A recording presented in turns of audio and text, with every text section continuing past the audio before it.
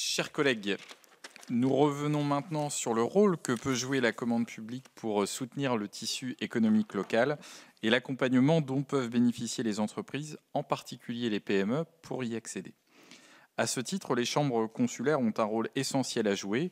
Leur maillage territorial, leur fine connaissance du tissu économique et leur mission de soutien au développement de l'activité en font des acteurs clés des politiques d'appui aux PME et des interlocuteurs incontournables lorsqu'il s'agit d'identifier les obstacles qui continuent à se dresser sur le chemin de l'accès à la commande publique. En Île-de-France, la Chambre de commerce et d'industrie a créé en son sein un groupe de travail visant à préparer une contribution aux travaux de notre commission d'enquête, contribution qui a été mise en ligne et qui formule un certain nombre de recommandations pour faciliter l'accès des PME à la commande publique. Il nous a semblé nécessaire, ainsi qu'à tous les membres de notre commission d'enquête, de pouvoir en avoir connaissance. Pour nous présenter le résultat de ces travaux, nous recevons donc M. Jean-Marc Morandi, élu de la CCI Paris-Île-de-France, accompagné de Mme Dominique Moreno, responsable du pôle des politiques territoriales et régionales. Je vous informe que cette audition sera diffusée en direct sur le site du Sénat et fera l'objet d'un compte-rendu publié. Je rappelle également qu'un faux témoignage devant notre commission d'enquête sera passible des peines prévues aux articles 434-13, 434-14 et 434-15 du Code pénal, soit 75 000 € d'amende et jusqu'à 5 ans d'emprisonnement, voire 7 ans en fonction des circonstances. Je vous invite donc à prêter serment de dire toute la vérité, rien que la vérité. Veuillez s'il vous plaît appuyer sur le bouton de vos micros respectifs, lever la main droite et dire « Je le jure ». Je le jure. Je le jure. Merci à vous. Votre étude, votre contribution, 23 pages extrêmement complète, aborde les obstacles ou difficultés rencontrés par les PME à chaque étape de la procédure de passation d'un marché public. Les principaux freins sont-ils toutefois de nature réglementaire, alors que les réformes dont l'objet est justement de simplifier ces procédures se succèdent? Ne sont-ils pas plutôt psychologiques, la traduction d'idées reçues aussi bien chez les acheteurs publics que dans les entreprises qui sont particulièrement bien ancrées dans les mentalités des uns et des autres? Nous serions également intéressés par une explication du rôle que vous jouez pour accompagner les entreprises vers la commande publique. Menez-vous des actions de sensibilisation, le cas échéant en collaboration avec les pouvoirs publics? Êtes-vous parfois sollicité par des pouvoirs adjudicateurs afin de les aider à identifier des entreprises spécialisées dans un domaine particulier? Je pense aussi à un sujet que nous avons évoqué dans notre précédente audition, les groupements momentanés d'entreprises que vous mentionnez dans votre contribution. Menez-vous là aussi des actions spécifiques pour faciliter la constitution de ces groupements? Vous mentionnez dans votre étude les variantes que vous appelez à généraliser dans les procédures formalisées. Sur ce point, comment suggérez-vous de surmonter les réticences des acheteurs qui sont compréhensibles, pour qui cela est avant tout synonyme de complexification de la procédure, avec la nécessité de garantir que variantes et offres de base pourront être évaluées selon les mêmes critères, ainsi que l'obligation de définir des exigences minimales communes. Nous estimons que la commande publique a un rôle important à jouer pour soutenir les entreprises innovantes. Estimez-vous que les acheteurs publics sont suffisamment sensibilisés et formés à cette problématique et que le cadre juridique en la matière est adapté aux enjeux? Et puis, nous aimerions aussi vous entendre, parce que vous l'évoquez dans le premier point de votre contribution à travers le projet de Small Business Act européen, en lien avec la révision des directives marché public de 2014, qui a été engagée par la Commission européenne. Nous nous sommes déplacés à Bruxelles le 12 mai dernier. Vous évoquez la complexité du processus, sachant que d'autres outils que vous mentonnez aussi dans votre contribution peuvent être utilement mobilisés pour faciliter l'accès des TPE-PME. On peut penser en particulier aux avances, aux délais de paiement, à l'allotissement, aux délais de réponse aussi, sur lesquels vous insistez à raison. Est-ce que vous pouvez nous en dire plus, justement, sur les préconisations que vous formulez et celles que vous esquissez dans votre contribution? Je vous laisse la parole pour un propos liminaire d'une quinzaine de minutes maximum. Ensuite, monsieur le rapporteur vous interrogera, tout comme les membres de notre commission d'enquête. La parole est à vous. Merci pour ces propos introductifs, Monsieur le Président. Monsieur le Président, Monsieur le rapporteur, Mesdames et Messieurs les sénateurs, je vais d'abord me présenter. Donc, Jean-Marc Morandi, donc je suis effectivement élu de la CCI Paris-Île-de-France, un élu essonien en fait du 91. Je suis chef d'entreprise, je dirige une coopérative, une SCOP, une petite particularité, qui fait dans l'ingénierie du bâtiment basé à Massy. Et on travaille effectivement beaucoup pour 2 tiers, voire pour à peu près 2 tiers pour la commande publique depuis plus de 40 ans. Donc j'ai un petit back-office sur le sujet. Je suis accompagné par Dominique Moreno qui va se présenter. Nous allons vous faire une présentation à 2 voix pour vous présenter et répondre à vos questions dans ce sens-là. Dominique, je te laisse la parole. Merci, Monsieur le Président, Mesdames, Messieurs les sénateurs. Donc, moi, je suis Dominique Moreno. Je fais partie des experts de la Chambre de commerce et d'industrie de Paris-Île-de-France et je suis juriste en droit public. Merci. En propos préliminaires, je tiens à préciser qu'on intervient ici au titre de la mission de représentation des entreprises dévolue aux chambres consulaires et non au titre de la CCI en tant qu'établissement public administratif donneur d'ordre de commande publique. On est bien, nous, dans notre rôle d'accompagnement des entreprises aujourd'hui. Comme vous le savez, la commande publique pèse un poids significatif dans notre économie. Si l'État et ses organismes associés en détient une bonne partie, les collectivités territoriales portent près de la moitié de cette commande publique, d'où pour nous un enjeu de proximité, d'économie de proximité sur nos territoires. De vastes pans de l'économie sont concernés, ça va bien sûr des travaux, de bâtiments, d'infrastructures, de grandes infrastructures, aux services, bien sûr, prestations intellectuelles, architecture, maîtrise d'œuvre comme mon métier, ou de fournitures.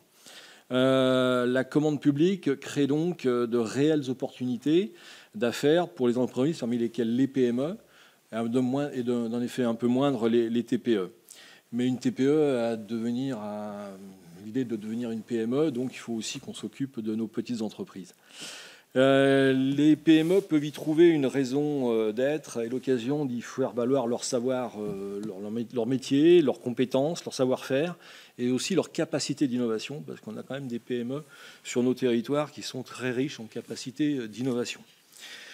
Même si, en termes statistiques, elle remporterait plus de la moitié des contrats, ce succès quand même cache une toute autre réalité, parce que bien souvent, les PME sont concentrées sur des marchés en dessous des seuils européens et ont peu d'accès aux grands marchés, aux grandes opérations, bien souvent, bien sûr, où les majors prennent une quote-part, où elles se retrouvent là, bien souvent, sous-traitantes des grandes entreprises. Et donc avec une position quand même beaucoup plus délicate, beaucoup plus fragile que quand on est en rang 1. L'accès des PME à la commande publique est une préoccupation constante de la CCI Paris, Île-de-France.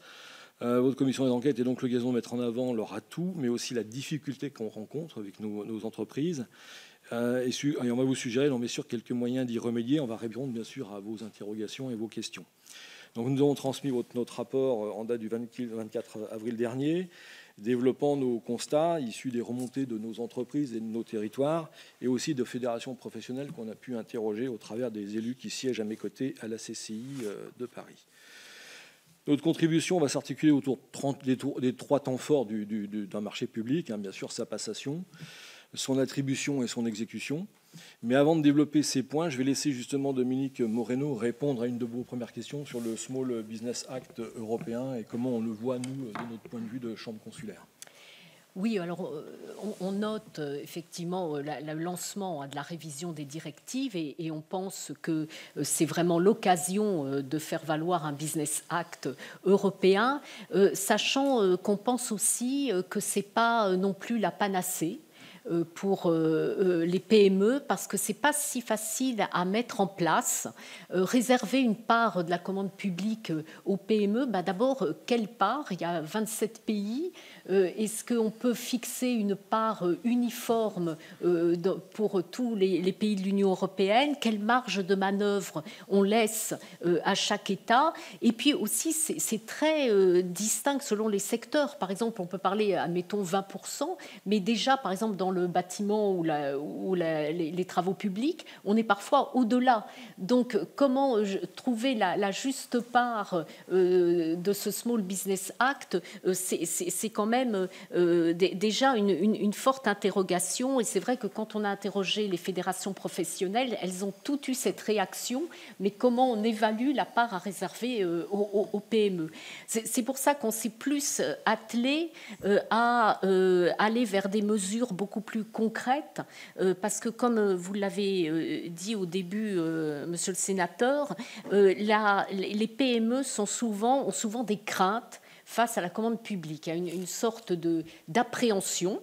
Alors, c'est une appréhension qui est évidemment entretenue aussi, parce qu'à force de leur dire c'est compliqué, c'est difficile, vous ne remporterez pas le marché parce que vous n'y arriverez pas, on dissuade.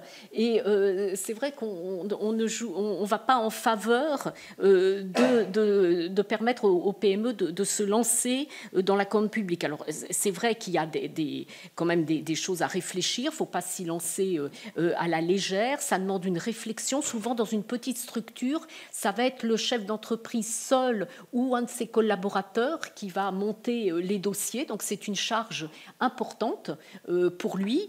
Et évidemment, il faut aussi que l'entreprise ait les capacités financières nécessaires. On demande 2 fois le montant du marché. Donc, c'est vrai qu'il peut y avoir une appréhension à se lancer dans une aventure qu'on ne maîtrise pas.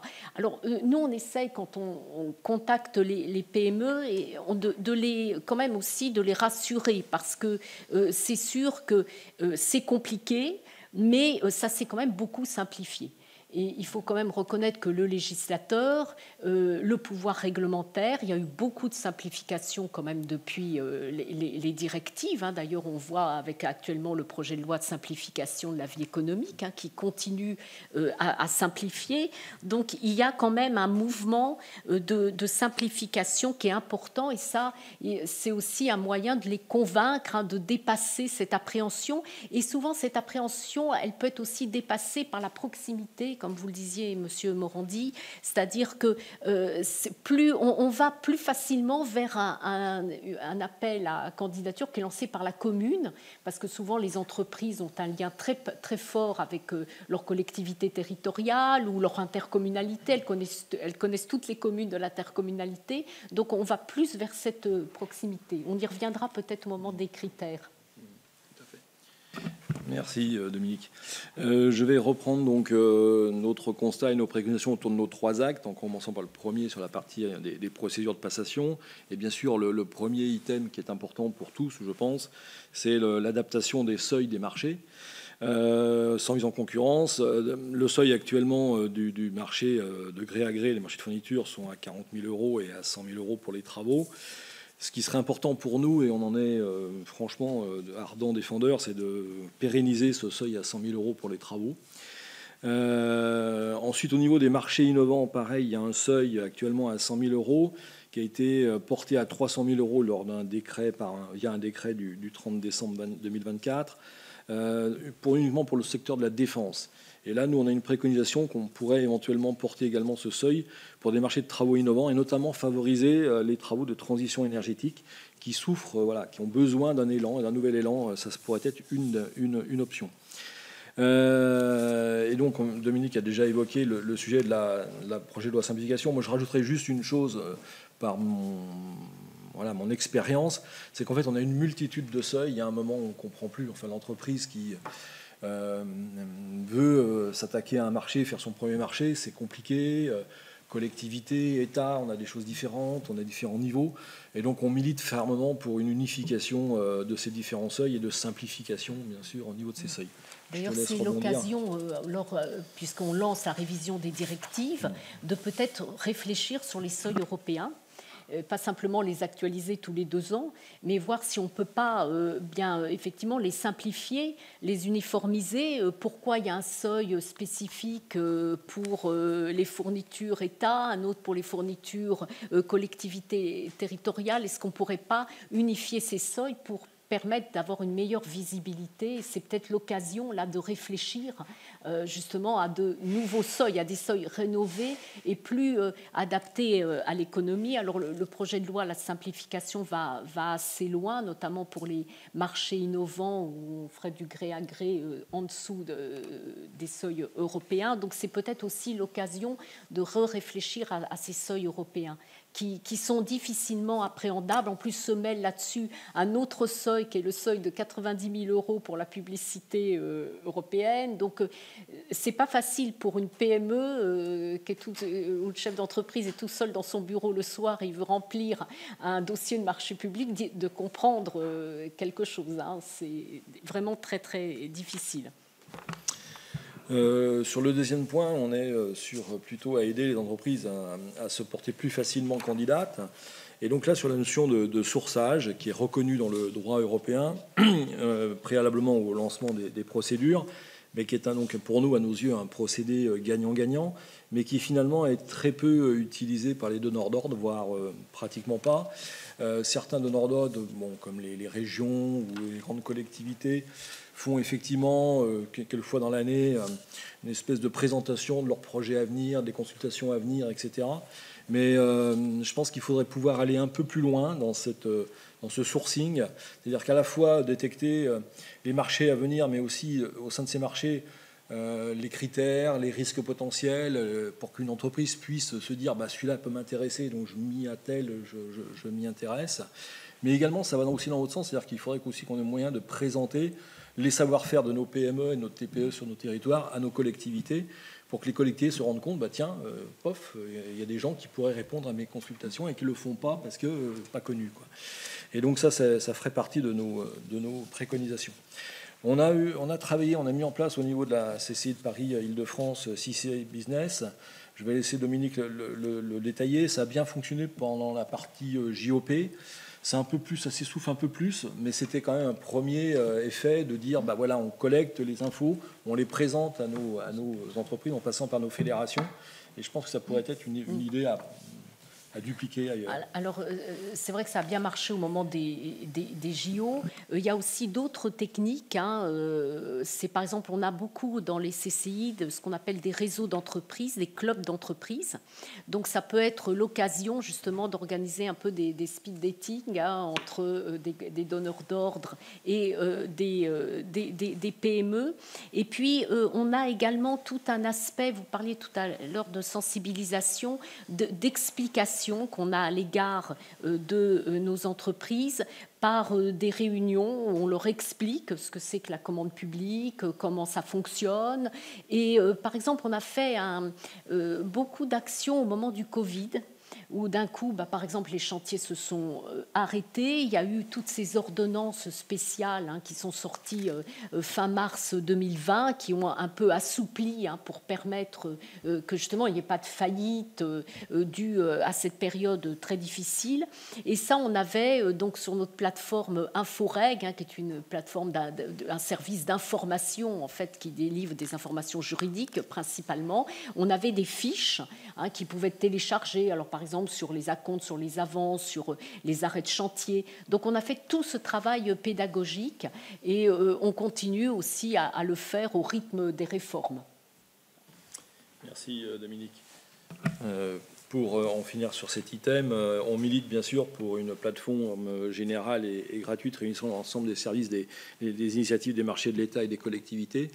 Il faut savoir que pour une PME, même une belle PME comme la mienne, à la taille de la mienne, c'est très difficile en fait de détecter l'ensemble des marchés, même en prenant des abonnements chez des gens spécialistes qui font du sourcing.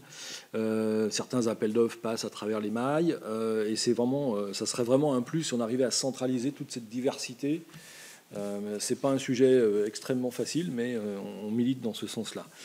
Le troisième point va concerner la complexité des dossiers de consultation et la brièveté des délais de réponse, vous l'aviez évoqué, Monsieur le Président, qui pénalise effectivement les PME. Il faut qu'on trouve un moyen et qu'on fasse comprendre aux donneurs d'ordre qu'il y a un juste délai. Un délai trop court, tout simplement, la PME ne peut pas y répondre. La grande entreprise a la capacité de le faire parce qu'elle a les moyens humains pour le faire. Il ne faut pas non plus des délais trop longs parce que ça ne sert strictement à rien, mais il faut trouver les justes milieux. Et je pense qu'il y a aussi une acculturation de nos donneurs d'ordre sur ces sujets-là. Un point plutôt positif sur les groupements d'entreprises, en particulier le décret du 30 décembre 2024, qui était un vrai plus. Bon, maintenant, il faut qu'ils se mettent en place, qu'on arrive à le faire comprendre à tout le monde, ce qui est loin d'être gagné. Franchement, moi qui connais bien des donneurs d'ordre, c'est pas si simple que ça. Et en fait, on est vraiment dans cette logique-là où que la PME, il faut qu'elle sorte de ce statut de sous-traitant pour devenir co-traitant. Moi, mon exemple, c'est que dans mon métier, je suis pratiquement tout le temps co-traitant. Ça n'existe pas une maîtrise d'œuvre si on n'est pas au minimum 2, architecte et ingénierie, on va dire. Mais des fois, on est 10. Et on essaye toujours d'être co-traitant et pas sous-traitant de l'un ou de l'autre pour certaines compétences. Et ça me paraît vraiment important. Dominique, je te passe la parole pour le deuxième axe de la contribution. Moi, je voulais dire quelque chose sur les MAPA. Parce que Je voulais dire des éléments sur les MAPA, parce que les MAPA, c'est vrai que c'est très favorable aux PME, mais ce n'est pas non plus, là encore, la panacée, parce que dans les MAPA, le donneur d'ordre définit sa procédure. Or, vous pouvez avoir autant de procédures que de donneurs d'ordre, hein, donc c'est parfois assez difficile de s'y retrouver. Hein, donc ça, il y a la négociation. Alors, il faut quand même savoir que le donneur d'ordre peut décider de ne pas négocier. Donc ça, c'est vraiment ennuyeux. Et la négociation est toujours un faire-valoir pour la PME parce qu'elle peut vraiment expliciter son offre. Et souvent, dans les retours qu'on a d'entreprises, c'est que quand elles remplissent leur dossier, elles ont souvent des difficultés, parce que c'est un vrai métier, à savoir faire valoir, se vendre en quelque sorte, vendre leur offre. Et ça, c'est vraiment une technique. Alors, nous, on essaye, dans la mesure de nos moyens, de les y aider, mais c'est souvent très, très spécifique quand elles ont un savoir-faire technique très particulier. Sur les critères d'attribution, ce qui va se passer en août 2026, avec l'apport évidemment de critères où le prix va s'effacer au profit du coût, au profit de critères, de multicritères qualitatifs. Évidemment, nous, on pense que c'est une bonne chose. Maintenant, en pratique, on a quelques interrogations. Est-ce qu'on ne va pas quand même rester toujours dans un critère de performance économique, quand même de coût, de prix, et qui évidemment toujours ne favorise pas la petite entreprise, c'est évident, parce qu'elle a du mal à s'aligner. Donc, est-ce que ça va vraiment être... Je pense que là, il y a toute une pédagogie à faire aussi auprès des donneurs d'ordre. Et puis, ces critères, souvent, ces critères très qualitatifs, par exemple environnementaux, ils sont... et je crois que dans une de vos auditions, ça a été dit par la Cour des comptes notamment, qu'ils étaient faiblement pondérés. Et c'est vrai que ça, c'est dommageable pour une PME parce que ça la pénalise. Et cette pondération, même cette hiérarchisation d'un critère qualitatif est évidemment très favorable pour elle. Quant aux variantes, oui, on a vu avec satisfaction que avait été rétabli ce qu'avait voté le Sénat sur la généralisation quand même des autorisations des variantes. Donc ça, c'est une très bonne chose parce que la variante, c'est gagnant-gagnant. Comme vous disiez, il y a beaucoup d'idées reçues. La variante, ce n'est pas un coût pour le donneur d'ordre, c'est un apport, c'est une solution technique qui peut être évidemment intéressante. Et il y a une autre procédure qu'on voudrait mettre en exergue, on en parle assez peu, c'est la procédure des petits lots. Parce que ça, pour les PME, c'est intéressant parce qu'en fait, on introduit du marché négocié, enfin du MAPA, à l'intérieur d'une procédure formalisée. Et ça permet à l'entreprise d'être bien plus qu'une sous-traitante. Et ça, cette procédure des petits lots est encore pas suffisamment peut-être connu aussi, parce qu'il dans l'utilisation, c'est pas souvent que les donneurs d'ordre, par exemple, ne veulent pas utiliser, pas du tout. C'est que souvent ils n'ont pas la connaissance, parce que par exemple une collectivité locale peut aussi, elle a tellement de choses à connaître qu'elle peut ne pas connaître toutes les procédures d'un droit quand même qui est très compliqué. Voilà. je confirme par expérience des notions de petits. Alors, si, je vous laisse 2-3 minutes pour qu'on puisse après donner la parole aux collègues. Bien sûr. On termine. Je vais justement évoquer le dernier axe de notre proposition, donc la partie exécution technique et financière du marché. Je vais me focaliser sur 2-3 et surtout par des exemples sur des enjeux financiers pour la PME. Bon, la PME voilà, a remporté un marché, maintenant il faut l'exécuter, il faut qu'elle ait les moyens de l'exécuter, et c'est pas si simple que ça. Il y a des leviers favorables aux PME qui sont les acomptes, par exemple, en cours d'exécution des marchés. C'est pas forcément aussi fluide que ça, les donneurs d'ordre ne les appliquent pas forcément, et la PME n'a pas tendance à les demander, parce qu'elle se dit si je demande des sous, ça va être mal vu. Oui, donc là, pour que ce soit clair, on appelle ça à compte, on a pu appeler ça, nous on le fait dans nos collectivités avance sans demande de garantie financière. Même, ouais. D'ailleurs, si je prends l'exemple de la région Bretagne, nous on va jusqu'à 60% de taux d'avance, donc là aussi, dans la période notamment de très forte inflation, ça reste valable aujourd'hui, ce sont des outils en effet pour des PME, c'est encore plus vrai pour les TPE, mais confrontés à des tensions de trésorerie qui facilitent l'acte de candidature et la gestion des marchés. Absolument. Et pour rebondir, je viens de le voir moi, sur un de mes marchés actuellement sur la région bordelaise, donc tout à fait encore ailleurs, où pour profiter de cette avance, il nous fallait qu'on fournisse une garantie bancaire. Enfin, à un moment... D'ailleurs, quand j'ai vu arriver le papier, j'ai dit non, mais attendez, il y a un truc, moi je ne signe pas, là, c'est pas un marché de travaux, c'est un marché de prestations intellectuelles. Mais comme on est dans un contexte particulier de conception-réalisation, on est embarqué dans le même bateau que l'entreprise générale, et donc il faut que je fournisse une caution bancaire. Bon. Donc voilà, donc on a des vraies possibilités de faire, mais c'est compliqué. Et là, redire que typiquement, c'est un choix qui est à la main du maître d'ouvrage. Oui, complètement. Il y a la possibilité de ne pas demander de garantie financière. Absolument, on est bien d'accord. Non, mais on dit souvent que les règles, les normes sont trop importantes, mais là, c'est vrai que dans cette matière, il y a quand même des marges de manœuvre très appréciables. Absolument, on est bien d'accord. Donc voilà, on a fait le tour des éléments, je dirais, financiers. Il y a les clauses de révision de prix sur lesquelles on voudrait être quand même très attentif, parce que pendant longtemps, il y a eu une période de non-inflation, donc effectivement, une révision, une action de prix, c'était zéro. Mais malheureusement, dans le monde où on vit, du jour au lendemain, on a le Covid, on a une guerre, voilà. Et donc, je pense qu'il faut vraiment rendre obligatoire, à minimum, ces actualisations et révisions de prix qui sont normées, qui sont actées, et dont on ne peut pas s'affranchir. Les délais de paiement, je ne vais pas être trop long, mais alors... Comment dire je pense que l'essentiel de ma trésorerie actuellement est chez mes clients. C'est un sport absolument national. Je dois être à 3 à 4 mois de délai de commande de clients. C'est juste, voilà, il y a juste une réalité, c'est qu'en fait, même si on a une plateforme Chorus qui fonctionne bien, le problème, c'est que dans Chorus, la facture, elle doit être validée. Mais quand j'ai 5 co-traitants, si j'en ai un qui ne valide pas, ma facture ne rentre pas et elle ne rentre pas dans le mécanisme. Voilà, il y a eu beaucoup de progrès, il y a des collectivités qui ont fait beaucoup de choses, mais il y a encore vraiment une sensibilité à apporter et vraiment des actions à mener sur ces sujets-là, parce que c'est juste pas normal, quoi. Il y a des délais de paiement qui sont absolument... voilà, quel que soit le type de collectivité. Dernier point, peut-être Dominique, puis après on conclut. Ouais, super rapide. D'ailleurs, sur les délais de paiement, il y a le problème des intérêts moratoires.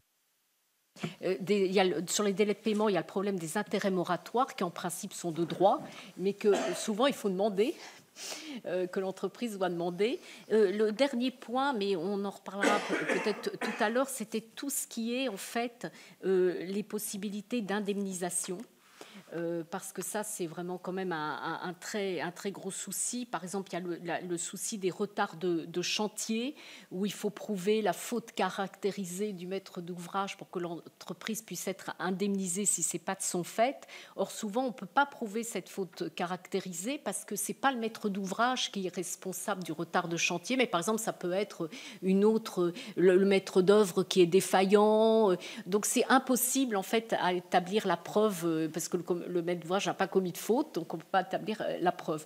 Donc c'est vrai que là, il faudrait peut-être avoir un mécanisme où on ne soit pas aussi exigeant pour l'entreprise, dire que dès lors que le retard ne lui est pas imputable, eh bien elle puisse demander une indemnisation. Et puis c'est vrai sur les aspects qui ont été beaucoup traités au moment du Covid, au moment de la guerre en Ukraine aussi, quand il y a eu les circulaires là, de septembre 2020, 2022, c'est le fait de modifier les clauses financières. Quand vous la théorie de l'imprévision, c'est une bonne chose, mais là aussi on demande à l'entreprise de fournir énormément de documents où elle doit établir que c'est vraiment complètement lié, que ça ne vient pas évidemment de cette défaillance-là, ce qui est normal, mais il y a toute une paperasserie, si je puis dire, qui entoure ces aspects d'indemnisation qui est quand même très lourde. Voilà. On va peut-être s'arrêter là et répondre à vos questions. Merci. On a mangé un peu le temps, monsieur le professeur. Merci, et merci en tout cas pour le travail que vous avez réalisé dans le cadre de cette contribution. C'est très appréciable et c'est la raison pour laquelle il nous semblait normal de vous donner la parole aujourd'hui avec monsieur le rapporteur et les collègues membres de la commission d'enquête. Monsieur le rapporteur. Je vous remercie de votre explication. Moi, j'ai continué un peu votre travail. Vous avez parlé de deux choses. C'est les seuils et des délais. Quelle serait votre contribution pour nous donner des idées de seuils qui seraient très... Non, mais peut-être pas forcément aujourd'hui, mais par écrit, parce que nous, on a bien notre idée, mais qu'est-ce qui serait simplifié, à vos yeux, pour les entreprises, d'harmoniser les seuils, votre proposition, et même chose concernant les délais de paiement, puisque vous soulignez que... Enfin, délai de réponse, pardon, excuse-moi. Délai de réponse, parce que ces deux vont ensemble. Et on demande justement à la CCI, Paris-Île-de-France, de nous faire des propositions. Pour les seuils, c'est vrai que nous, on a proposé pour les marchés innovants de généraliser les 300 000 euros. Hein, parce que c'est uniquement pour la défense. Bon, là, évidemment, avec l'évolution législative là, qui irait en dessous des seuils européens, mais 300 000 euros, c'est plus. Donc, le seuil de 300 000 euros nous semblerait intéressant. Je ne dis pas qu'on a la réponse systématique, hein, mais... Aller plus loin, tous les seuils, même sur le marché, avec 3 devis, à quel niveau vous commencez pour voir un peu votre idée par rapport à ce que nous, on connaît du marché public, voir un peu les différentes... un catalogue, différents seuils comme européens qui pourraient nous inspirer. Oui. On pense que, bon, pour les marchés de travaux, peut-être les 5 millions et quelques nous paraissent assez corrects, oui, parce que pour tout ce qui est transition écologique, quand même, ce serait coûteux. Pour, en revanche, tous les autres marchés, 300 000 euros serait peut-être un seuil intéressant à étudier. J'y ai étudié. Il y a aussi une notion d'uniformité, une uniformisation des choses, parce que, alors pour l'entreprise, même si pour vous, puis pour certains c'est clair, mais un seuil collectivité, un seuil État, déjà c'est pas très compréhensible. Après, vous avez un seuil de publicité qui est encore différent du seuil. Il y a un moment, mettons une règle, plaire un peu pour tout le monde pareil. Est-ce que cette différenciation entre les deux seuils, collectivité et État, est encore pertinente ou pas? Elle l'a peut-être été à un moment, hein, je dis complètement. Mais voilà, moi je suis plus dans cette logique-là où essayons de ne pas avoir trop de seuils. Il en faut, parce qu'il y a des logiques, mais soyons plus efficaces, quoi, dans ces seuils-là. Et c'est vrai que ce seuil de 90 000 euros est très perturbant. Ah oui. Parce qu'on ne sait plus en fait le seuil de passation et le seuil de publicité, parce que vous pouvez avoir un MAPA avec 90 000 euros, donc vous êtes obligé de faire une publicité Union européenne. C'est vraiment compliqué et en même temps, il faut aussi permettre aux entreprises d'aller vers des marchés européens. Donc il faut bien qu'il y ait aussi de la publicité. Peut-être unifier ces seuils de passation et de publicité, parce qu'il ne faut pas non plus enfermer la PME dans le local. Oui, c'est-à-dire, par exemple, ça, on est un petit peu inquiet de l'amendement là, sur l'ancrage territorial. C'est qui est passé là dans. Alors il y a des conditions d'emploi local, ça qui sont tout à fait pertinentes, mais c'est vrai qu'il ne faut pas non plus enfermer la PME uniquement dans un marché qui serait territorialement restrictif, parce que par exemple une start-up, elle a besoin de se développer à l'Union européenne, à l'international, ça. Donc il ne faut pas non plus enfermer l'entreprise. Voilà. Oui, excuse-moi Dominique, mais pour compléter, à nos yeux, au niveau de la CCI, c'est important pour nous que nos TPE puissent atteindre le stade de PME, que nos PME puissent devenir ETI. Et donc, voilà, on est un peu spectre sur ces sujets-là. Il faut vraiment qu'on donne la capacité, effectivement, à la PME d'accéder à la commande publique localement, mais il faut aussi qu'on lui donne la capacité de rayonner au-delà de son territoire et d'assurer son développement, parce que ce qui fait la pérennité et la richesse de notre économie, c'est aussi le développement essentiellement de nos PME en France. Sur les délais de réponse, là, je n'ai pas un délai comme ça à proposer. Je pense que bon, il y a des délais différents hein, selon les procédures. C'est sûr qu'un dialogue compétitif faut un délai plus long, une procédure formalisée très complexe où par exemple il y a beaucoup de négociations. C'est d'ailleurs dommage que la procédure avec négociation soit pas suffisamment utilisée en procédure formalisée. Là, c'est sûr qu'il faut un délai de réponse suffisamment long. En MAPA, ça dépend en fait de l'objet du marché parce que vous pouvez avoir un marché très fin technologiquement, hein, où il faut vraiment affiner la réponse et là il vous faudra un délai plus long. Donc est-ce qu'il faut donner complètement la main, par exemple en MAPA, à l'acheteur public qui l'a déjà? Ça crée aussi des distorsions. Là, on reconnaît qu'on est en pleine interrogation quand même sur quel serait le bon délai de réponse. Je crois que ça dépend beaucoup de l'objet du marché, de sa technicité, de son secteur. Un marché de fourniture, ça peut être beaucoup plus court. Un marché de prestations intellectuelles, c'est différent. Merci. Monsieur Ruel et Madame Brulin. Merci. Juste un détail sur les indemnités d'indemnisation. Il y a dans des secteurs à l'étranger, je pense notamment aux États-Unis, hein, où un marché ne peut pas être construit sans la définition d'un médiateur qui va régler l'ensemble des problèmes. Et donc ça permet de trouver des solutions extrêmement flexibles. Donc ma question, c'est est-ce que vous regardez ce qui se passe ailleurs, notamment pour ce type de marché, hein, et qu'est-ce qu'on peut en tirer pour enrichir notre propre savoir-faire. Après, une autre question, c'est sur le retour des JO de l'année dernière. Bon, les JO, c'était un événement, certes, local, national, international, dont les retombées auraient dû être quand même extrêmement importantes pour les entreprises d'Île-de-France. Est-ce qu'aujourd'hui, on a pu faire une évaluation, comprendre pourquoi, si c'est le cas, hein, les entreprises de la région n'avaient pas pu tirer l'essentiel et essayer d'en tirer des conclusions. Merci. Merci. Alors, on va prendre la question aussi, Madame Brulin, enfin l'intervention. Merci, Président.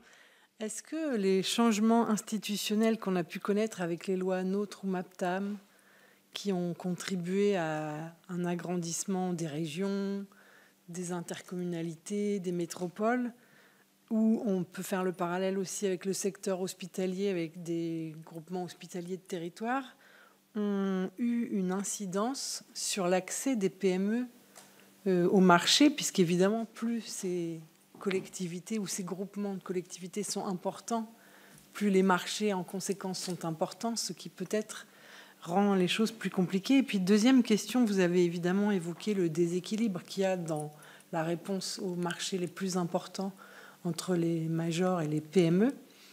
Et vous avez aussi évoqué la co-traitance en faisant une différence avec la sous-traitance.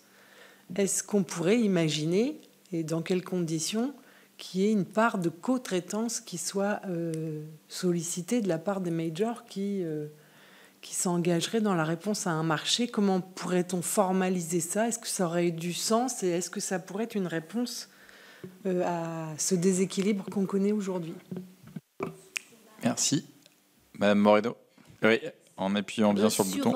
Sur la co-traitance, je trouve que ce que vous énoncez est très intéressant parce qu'il y a bien une part de sous-traitance, hein, à 20%. On pourrait imaginer une part de co-traitance. Alors évidemment, la co-traitance, on renvoie sur l'aspect des groupements et surtout, évidemment, là où il y a toujours un peu le bas qui blesse, c'est le caractère solidaire ou conjoint du groupement. Alors c'est vrai que le décret a permis de changer en cours de procédure, c'est-à-dire avant la signature du marché. C'est vrai que le groupement solidaire pour une PME, c'est vraiment très dissuasif parce que lui demander de payer un pour tous, c'est quasi impossible pour elle. Et c'est vrai que les donneurs d'ordre, et on peut comprendre, les donneurs d'ordre vont plutôt vers de la solidarité, ce qui est normal. Sur les JO, c'est vrai que nous, le retour qu'on a, on a sensibilisé via notre CCI Business. On a été quand même, on a eu presque 1000 entreprises sensibilisées. On a doublé la sensibilisation. C'est vrai que ça a été beaucoup des sous-traitants, parce que c'était des ouvrages majeurs, des grands ouvrages, donc ça a été surtout de la sous-traitance. Et sur l'aspect... non, je ne peux pas vous... Pas encore, on commence à avoir des premières études faites par le DIJOP, entre autres. On a, par exemple, mais alors c'est pas lié à la commande publique, mais une baisse d'activité dans le secteur du commerce et de la restauration, et puis après ça repart. Donc en fait, on va avoir un décalage dans le temps sur une partie des activités. La Solidéo, je crois, a fourni des statistiques sur ces taux de marché passé avec des PME, etc. Et je crois qu'ils ont respecté leurs engagements qui étaient autour de 25 ou 30%. Nous, on a eu l'opportunité de faire une partie du village olympique, mais on l'a fait parce qu'on était sous-traitant du groupement Pichet-Legendre, même nous, à notre taille à nous, et donc on a fait toute la conception de la partie du village sur l'île Saint-Denis. Mais c'est des retombées qui sont très difficiles. On a eu beaucoup de mal à être retenu à des phases de concours, par exemple, parce qu'effectivement, on avait tous les grands majors, les grands cabinets d'architectes, etc., quoi. Donc c'est voilà, mais donc on aura, je pense, des chiffres sur les JO qui vont se consolider, quoi. Mais il y a une réelle activité économique qui a soutenu le BTP de toute façon entre les JO et le Grand Paris Express, hein, c'est une évidence, quoi. Sur le tiers médiateur, ça c'est une idée. Alors nous on la promeut beaucoup pour éviter le contentieux. Alors en principe, les cahiers des clauses administratives générales prévoient un recours à la médiation aux comités locaux consultatifs. Souvent, en revanche, dans les marchés proprement dits, c'est pas inscrit, c'est pas stipulé. Donc ça c'est dommage parce que une PME aller dans un contentieux devant le juge administratif, d'abord vous perdez votre donneur d'ordre, la plupart du temps, ça c'est évident, donc vous hésitez. Et c'est vrai qu'un tiers médiateur, et peut-être comme vous dites, monsieur le sénateur, un tiers médiateur qui interviendrait peut-être plus en amont, avant le contentieux, mais dans l'organisation même du marché, serait tout à fait intéressant. Alors il faut voir aussi qui est ce tiers médiateur. Il faut que ce soit quand même, qu'il soit homologué, que ce soit pas n'importe. Voilà. Oui. Oui. Je pense par exemple au marché de Millennium Challenge. Ce sont des marchés qu'on ne donnera peut-être plus beaucoup, mais à chaque fois, et effectivement, ce sont des médiateurs qui sont insérés dans le modèle dès le départ, oui, qui sont choisis, sélectionnés, etc. Effectivement, ça veut dire que dès l'esquisse d'un litige apparaît, ils sont dedans, quoi, et ça évite les problèmes avec les donneurs d'ordre, enfin avec les membres du groupement, etc., etc. Vous avez tout à fait raison. Donc je pense que, encore une fois, le benchmark est la clé de beaucoup de choses. Oui. Excusez-moi, je vous assomme avec ces histoires-là.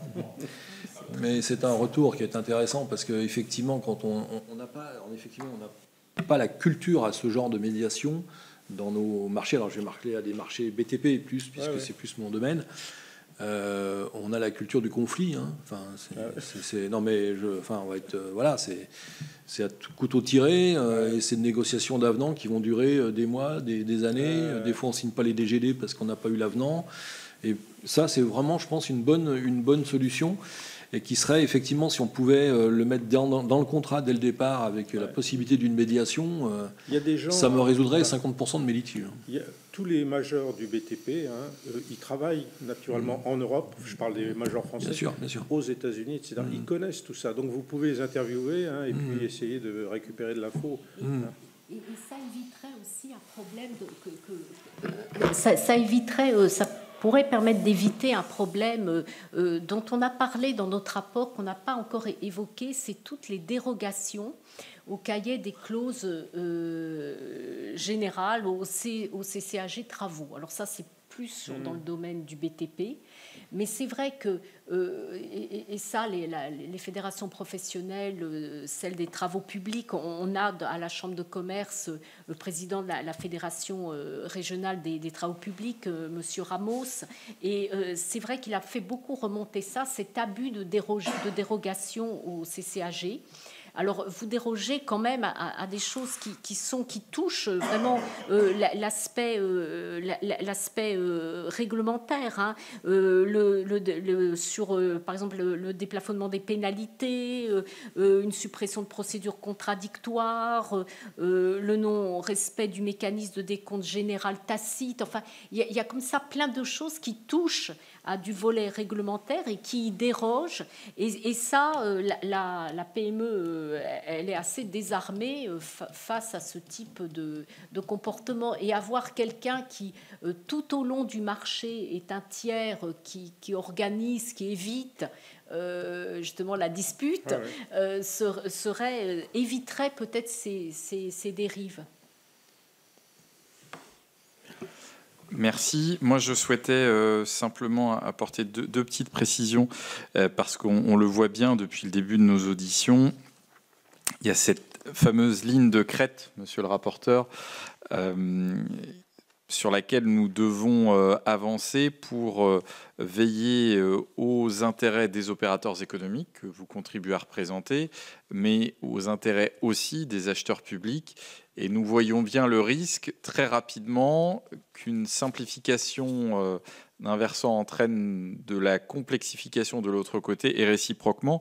Et on en a d'une certaine manière un exemple avec le sujet de l'allotissement. Nous sommes ici, je crois, toutes et tous convaincus de la pertinence de l'allotissement. Pour autant, vous évoquiez les dérogations. Et au-delà de ces dérogations, on voit des acheteurs publics, et on peut le comprendre, de plus en plus tentés, par exemple, par des MGP, des marchés globaux de performance. Pas parce qu'ils sont contre l'allotissement, mais moi j'ai l'exemple dans ma région. Nous avons construit un lycée, nous étions sur un allotissement. Il se trouve qu'il y a eu une entreprise défaillante. Eh bien, ça nous a fait prendre plus d'1 an et demi de retard et des millions d'euros de surcoût. Si nous avions été dans le cadre d'un MGP, nous n'aurions pas connu ces désagréments-là, qui sont évidemment loin d'être anodins. Et donc toute la difficulté, et je crois que ça fera partie en tout cas des sujets sur lesquels nous allons travailler avec les collègues, c'est de se dire, si nous voulons généraliser, systématiser de façon effective l'allotissement, il faut de l'autre côté redonner de l'agilité et de la souplesse aux collectivités locales, au pouvoir public, pour pouvoir très rapidement produire un marché de remplacement, bénéficier des assurances qui vont bien, parce que autrement vous multipliez les risques d'une certaine manière, et c'est le cas quand vous évoquez les groupements momentanés d'entreprises aussi, avec cette logique de solidarité. Donc c'est bien veiller à cela. Et sur les acomptes et les avances, là aussi ce point de vigilance, nous je le disais, côté région Bretagne, on les propose à 60%. En réalité, il y a assez peu d'entreprises qui en font la demande, à notre grande surprise.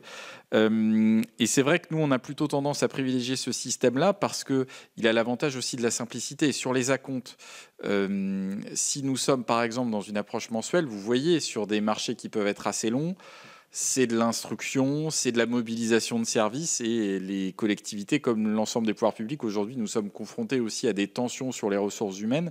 Donc c'est veiller à ce bon équilibre et où chacun, opérateurs économiques et pouvoir public, ont des pas à faire sans doute les uns vers les autres, essayer de mieux se comprendre, parce que c'est vrai que là, il y a des objectifs qui peuvent être dans l'absolu louables, mais confrontés aux tensions budgétaires et en ressources humaines, dans la mise en œuvre, peuvent se révéler un peu plus compliqués. C'est pour ça que, moi, à titre personnel, j'ai plutôt tendance à mettre l'accent sur les avances. C'est vrai, quand on est à...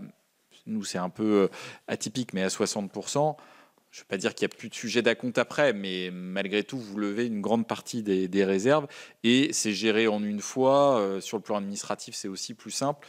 Donc, c'est trouver ces compromis-là. Mais moi, je tenais à vous le dire, dans la contribution que vous avez produite, qui est vraiment de très, très grande qualité, vous avez proposé des pistes qui permettent de prendre en compte ces attentes pour éviter d'être dans une confrontation entre, d'un côté, les besoins, les attentes des opérateurs économiques, mais qui ne prendraient pas en compte les réalités aussi des acheteurs publics. Donc, voilà, en tout cas, c'est dans le cadre de la commission d'enquête, c'est ce chemin de crête sur lequel nous randonnons depuis maintenant plusieurs mois. Et donc, nous sommes pas très loin du col d'arrivée. Et nous espérons bien, avec les éclairages que vous avez contribué à nous fournir, pouvoir planter un drapeau d'efficacité, de simplicité, dans l'intérêt de l'ensemble des parties prenantes. Voilà. Je ne sais pas si les collègues souhaitaient compléter, monsieur le rapporteur. Ça va bien. Oui, Madame Moreno. J'ai pas répondu à votre question sur les grands donneurs d'ordre collectivités. C'est sûr que plus ils grossissent, plus ils peuvent s'éloigner de la PME. Mais par exemple, les régions sont quand même des apporteurs d'affaires quand même importants. Et quand dans des grandes régions, les entreprises regardent les appels de marché lancés par les régions. Mais c'est vrai que la commune est plus connue, mais la région, par exemple en Ile-de-France, la métropole de Grand Paris, quand elle lance, c'est connu et les entreprises vont quand même facilement vers ces structures. Pour compléter, je pense qu'il y a eu un temps d'adaptation de la transformation, bien sûr, du paysage, mais maintenant c'est rentré dans les habitudes, dans les mœurs, et je pense qu'il n'y a plus de sujet à ce niveau-là, quoi. Mais ça a été pas simple au tout début, ça c'est une évidence. En tout cas, merci Monsieur le Président pour vos propos de remerciement. Et bien sûr, on reste à votre disposition pour toute question complémentaire. Nous également, vous disposez jusqu'à la fin de la semaine prochaine au plus tard, si d'aventure vous souhaitiez nous communiquer des retours d'expérience, des éclairages complémentaires. Et puis, nous ne manquerons pas de vous communiquer, nous, de notre côté, les résultats de nos travaux. Donc, le rapport devrait être rendu public dans les premiers jours de juillet. Et encore une fois, ce rapport n'est pas un point d'arrivée, mais au contraire, plutôt un point de départ pour d'autres initiatives très concrètes là, dans l'intérêt des opérateurs économiques et des pouvoirs adjudicateurs. Donc, merci encore à vous deux. Merci beaucoup.